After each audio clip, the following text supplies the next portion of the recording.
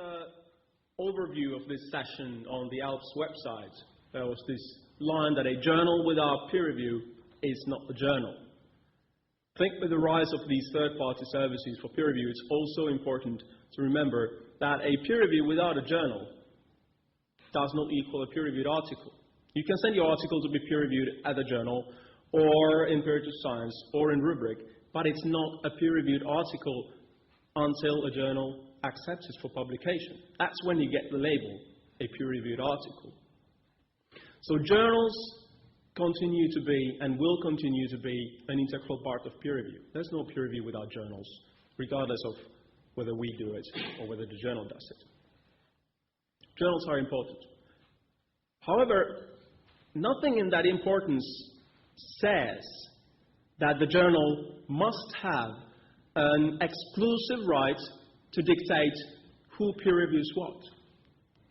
Nothing in that value to peer review says that a journal must have an exclusive right to use those peer reviews that scientists are providing them for free.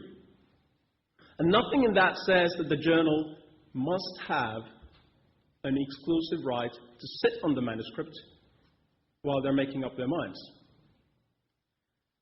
So, while peer review is going to be with a journal, and Peerage of Science is very much a community-based peer review where the editors, the journals, and the publishers are very much part of the community,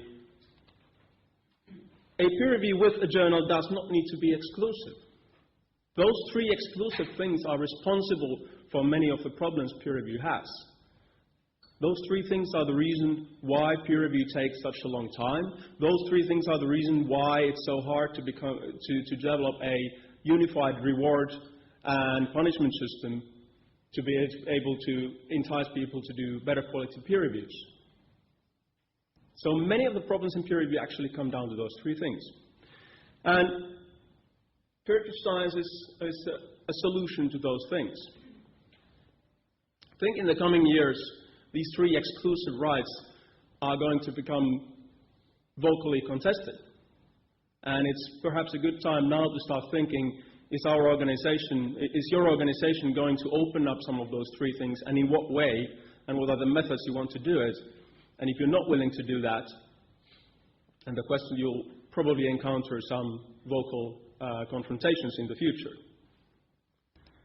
How Peerage of Science works is that a scientist first uploads the manuscript into Peerage of Science. And when they do that, the author defines the 4 deadlines for the process. If they want a quick peer review, they choose 7 days for each of those 4 stages. If they want to give more time for people to deliberate and give a higher quality peer review process, then they give more time. It's up to the author. It's a trade-off.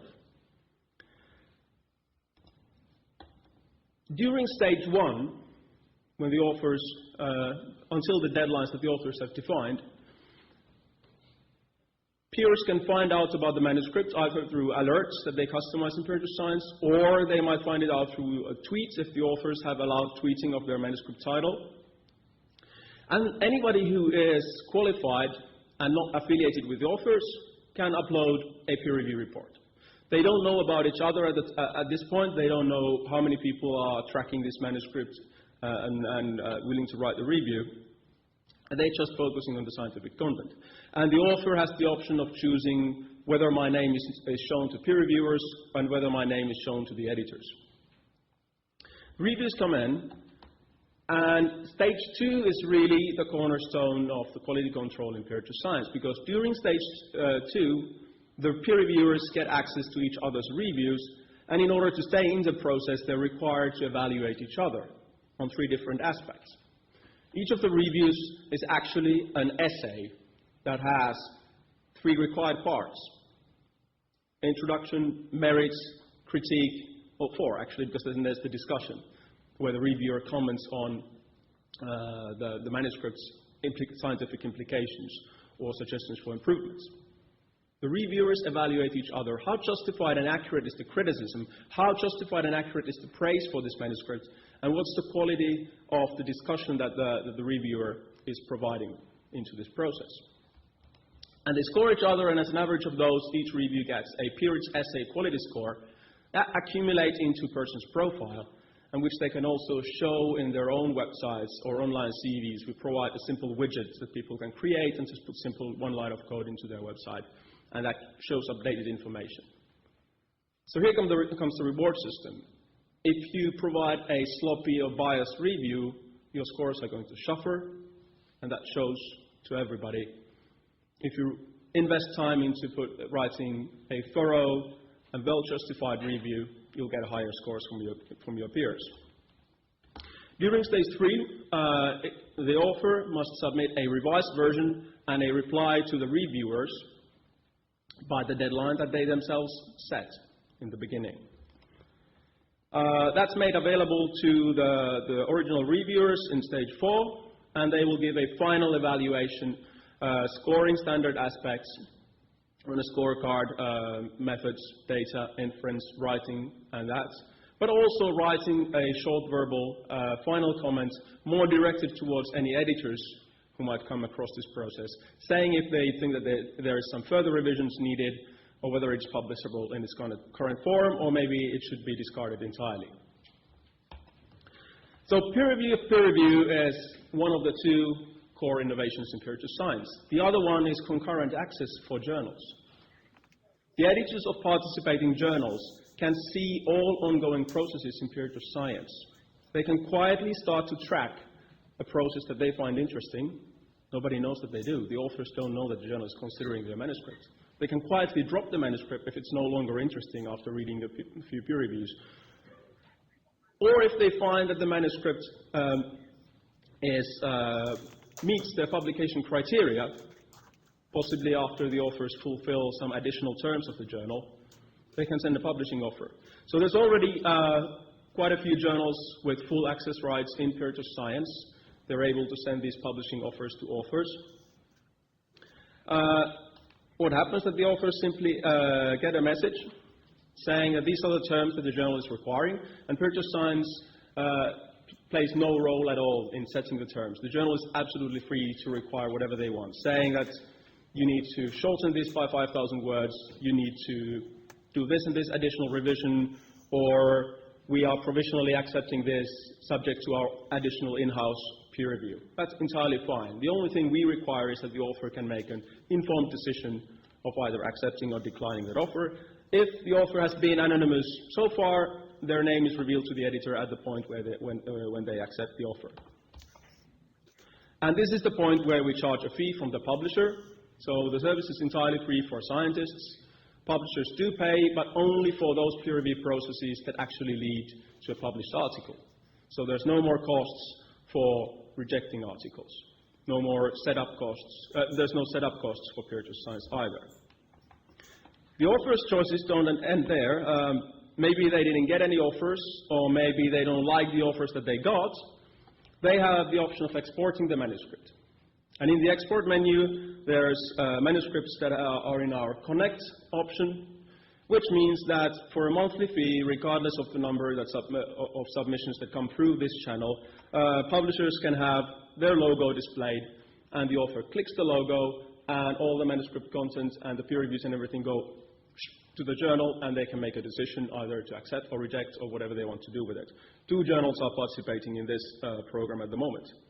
Or the author can create a link that gives access to this one particular peer review process and give that link to whatever journal they're submitting to, regardless of whether it's participating in Peerage of Science or not.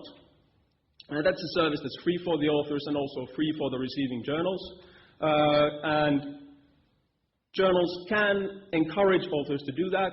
In a sense, they're endorsing Peerage of Science and saying that this is a good idea. If you're submitting a manuscript to us that has Peerage of Science peer reviews, by all means, do include a link. And that's a free service also to be listed on our website. Quite a few journals are participating in that too. Some numbers. We are a very new thing still and growing slowly but steadily. About 300 peer reviews have been done so far. A paper on average gets 2.6 peer reviews, and the normal time that authors give for this stage is 2 weeks. So I think it's a fairly good number, considering that we don't have to chase after the reviewers at all. What's interesting for you, of course, is who does the peer reviews in Peerage of Science. Is it all me and my friends? Reviewer career stage distribution is such that pre-docs, which means PhD students mostly, do a few of those peer reviews. That's because our criteria for giving the rights to do peer review require that we've identified you as a real person and you don't have 2 accounts in Peerage of Science, and that you have at least 1 published article in a peer-reviewed journal that we trust. So if you have that 1 article, even if you don't have a PhD yet, you're allowed to do peer reviews, because your peer reviews are going to be peer-reviewed by your colleagues later on. So there's an additional step there. Postdocs to about 37%, mid-career scientists, which means lecturers, readers, associate professors, do about a third, and professors, institute directors, and other most senior people do about 15%. Those numbers in itself might be interesting, but it's also interesting to look at what the population was, because if an article came into Peerage of Science and if it was independent from your career stage, whether you're going to take it up for peer review or not, then these numbers should be equal to the population distribution. It turns out that the mid-career scientists and the pre-docs are doing the number of peer reviews that you would expect them to do, but professors are actually doing much less than you would expect based on their numbers, and postdocs are doing much more peer reviews than you would expect in the population. But that's not a surprise, that's probably how it works anyways. What I've talked to editors is that they say that it's often easier to get postdocs to peer review paper. And by the way, they also provide fairly high quality peer reviews because professors are just too darn busy to actually read the paper. The score distribution of the Peerage essay quality scores looks like this. It could partially reflect the well-known fact that when you're given a 1 to 5 scoring, you're sort of avoiding the very extreme low ones. It has to be a really, really crappy thing before you're saying that this is a 1 on a scale of 1 to 5. But I would like to think that also in people's experience of the general average quality of peer reviews in the traditional system, the peer reviews in Peerage of Science actually really are better than average. The median falls at about 3.6. Professors and postdocs are about at the same level, and it's the mid-career and pre-docs, the students actually, who write the best quality peer reviews. And it's actually not that surprising maybe that students have high score there, because you remember we do require that you have that publication, and if you're a PhD student who already has publications, you're probably one of the brighter kids. Deadlines for the process, 14, 7, 21, and 7 are the defaults that we suggest on the calendar menu, where they just click and drag where they want. Those are the averages that people actually choose, suggesting that maybe we should change our defaults a little, because people are clearly choosing longer time frames than we're suggesting. So people do realize that there is a trade-off between the speed of peer review and the quality of peer review. You want to give people time, and also give time for yourself to write the revised version. What's interesting about this number, you remember that's the peer review of peer review stage, where the reviewers are required to evaluate each other. All the other stages get completed just before the deadline. You know, when you give somebody a 2-week deadline, they're going to do it on day 14. They never do it on day 12. However, in stage 2, which on average has an 8-day deadline, it actually gets completed on average in under 3 days. So scientists are clearly eager to see what are the other reviewers saying about this manuscript. Did I catch all the problems? Is somebody saying something that I should mark as inappropriate?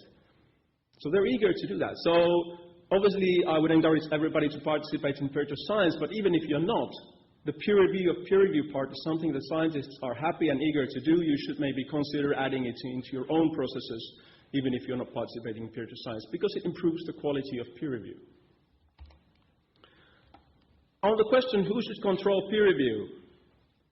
Who controls what the journal gets to consider? Who controls the process schedule, reviewer selection, manages the process, the quality of the reviews, and the publishing decisions in the traditional model in Peerage of Science? In the traditional model, the journal controls everything except what it gets to see.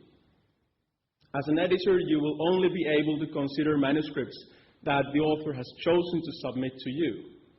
Somebody earlier, I think it was Cameron, who mentioned that maybe the high quality of some journals is just because they get so much better material, or the low rejection rates in the atmospheric chemistry journal, physics and chemistry journal, is possible because they get good submissions. That's the only thing that's controlled by somebody else. It's the author who makes that decision. Journal has to control anything. Reviewer quality in the traditional system, nah, it doesn't really exist, because if I write a biased and sloppy, shitty review as a reviewer, the absolute worst thing that can happen to me is that the editor is never ever going to ask me to review again. Boo-hoo. That's just one less extra task for me. So the quality control for an individual manuscript, obviously there is quality control over the whole aggregate, doesn't really apply here. In Peerage of Science, funnily, the one thing that's not under journal's consideration in the traditional system is in journal's consideration. A journal can freely choose within the pool of manuscripts that in Peerage of Science, what do I want to follow? What do I want to pay my attention to and consider publishing? Regardless if it's not intended for you. The author might have Nature and Science in his mind, and you're running a journal that's aspiring to be the next Nature and Science. You get to consider that manuscript and make a publishing offer on it. Author chooses the process schedule, so they're the persons that are best suited to make the trade-offs. How long is my peer review supposed to take? And as you saw, they're actually choosing a slightly longer time frames. Reviewer selections happens in the community. Anybody who has access to Peerage of Science can send referrals, recommending to a colleague that you should peer review this. Authors can send them, reviewers can send them to their colleagues, and editors can send them to, if they want to solicit a reviewer from a particular expert they trust. Process management happens in a computer. The deadlines are absolutely controlled by the software. There is no human being that you can ask for an extra day or hour or anything. If you don't meet the deadline, you're out of the process. Goes for everybody. Review quality is assured by the peer review of peer review, and publishing decision happens by a journal making a publishing offer and author deciding whether I want to accept it or not. So future of peer review, a peer review with a journal, and we're talking about the future now, it used to be exclusive. And as a result, we had all those problems of it taking too long, of variable quality and biases and all those sort of things. In the future, a peer review with a journal is inclusive and as a result efficient, rewarding, accurate and transparent. So with that, I look forward to your questions. Thank you very much for listening.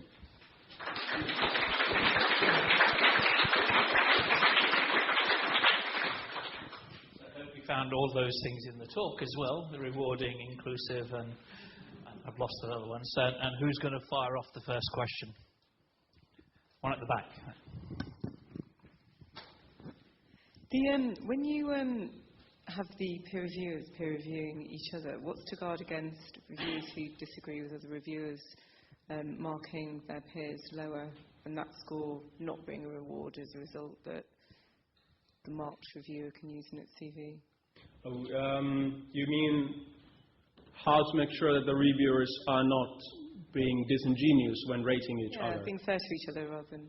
Well, I think we have to trust them on that. And scientists, fortunately, are fairly honest when you're asking them to evaluate the scientific validity of each other. So we do trust them in that. They would. And we've actually seen, in a case where there was two reviewers, they had diametrically opposing views in the actual reviews. And then when they were rating each other, the other one conceded. He gave very high rates for the other reviewer and actually wrote in the feedback saying that after reading the other person's peer review, I realized I was wrong. And they can easily do that also because they are anonymous. They can choose whether to show their names or not, and usually they don't. So I mean, the whole punishment and reward system works also because although you get that it's not public, so you can easily conceive that I was wrong. The subject areas that you cover, is it a broad range, or is it just kind of life sciences and one day we want to cover all science, but at the moment we're biological sciences, because that's where the background of all the three founders are, and that's how it started to grow in biological sciences. So it wouldn't be things like social sciences, where perhaps there's more discussion and disagreement in particular areas as a matter of course? Could be that once the Peerage of Science / social sciences is launched, we'll have to tweak some parts there to better reflect the traditions in a different field. Any more questions? One in the middle here.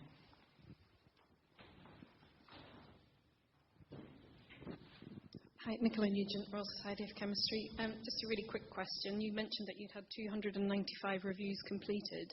By how many individual reviewers was that? 184.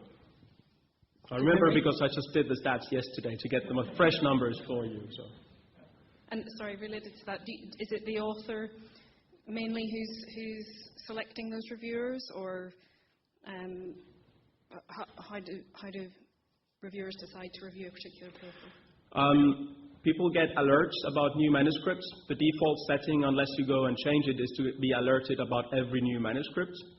And that's the way that people actually engage. Authors actually use the referral tool much less than we would want them to. We would want them to actively advertise their paper, but they're not really doing it, I guess, because of the tradition. People feel that the reviewers have to be appointed by somebody else. So they appoint themselves. So it's reviewers who are signed up to Peerage of Science who get the alerts? Yes. Okay, thank you. I think there was a question there, was there? No? Okay, hit the one at the front here then. Janne, this is a question for you, but also for the room. So you said that one of the advantages of Peerage of Science is quality control, review of reviewers, scoring of reviewers' performance. So my understanding of that process would be quite common at journals already, with reviewers' reports rated and assessed by the editorial team, the editors, and in many journals, reviewers' reports are shared and comments exchanged between them. So I'd like to get a kind of a sense of how different what you're proposing is from what's already happening. Yeah. I was talking to Dan Culp from the APS.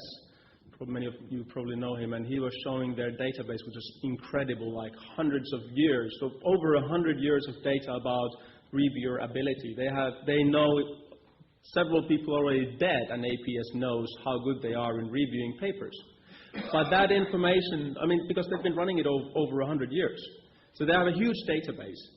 But that's all siloed within different publishers. It doesn't easily transform itself into a general reward mechanism that people can easily put in their CVs.